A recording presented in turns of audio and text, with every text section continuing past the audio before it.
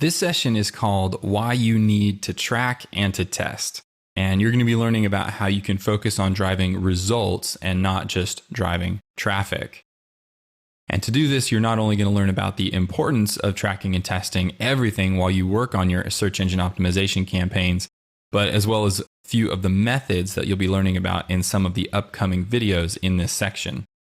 So first off, why should you track and should you test? And I put one of my favorite quotes up here by Peter Drucker, who is famous for management and time management and productivity, which is what gets measured gets managed. And as you've gone through all of our sessions, I'm sure you've realized just how much work doing SEO can be. But the thing is that it doesn't really have to be that difficult.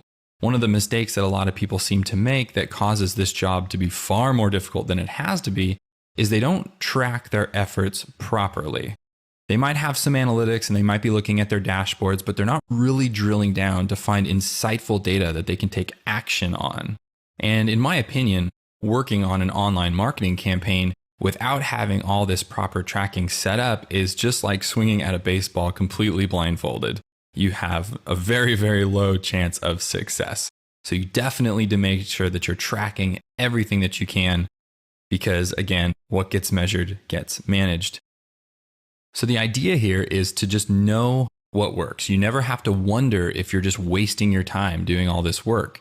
When you have a consciously designed and set up test and you're tracking everything, you will know with 100% certainty what's working and what isn't. So I don't know about you, but this is a huge stress relief for me, because when you know what's bringing in the most traffic, subscribers, and sales, you can stop wasting your time on all this other tasks that's not paying off and focus on just what is working. It makes your job so much easier.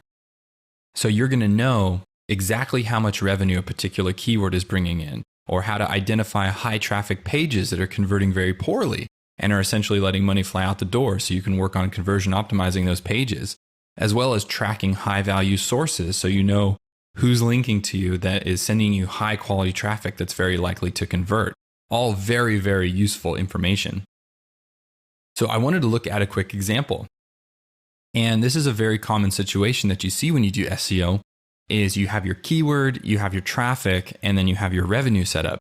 So let's say, for example, the keyword dog training is driving about 5,000 visits a month, but it's only making us about $1,500.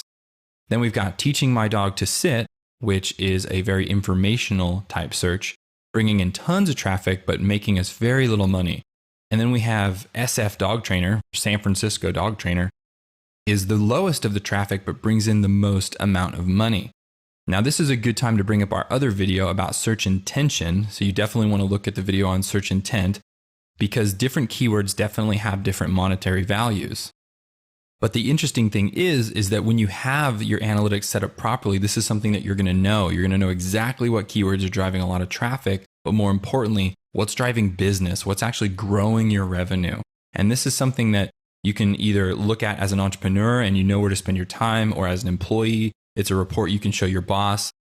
And it really makes it clear what's driving business and not just what's driving traffic. Because obviously we're not trying to build a high traffic site. We, of course, want to have a high revenue business.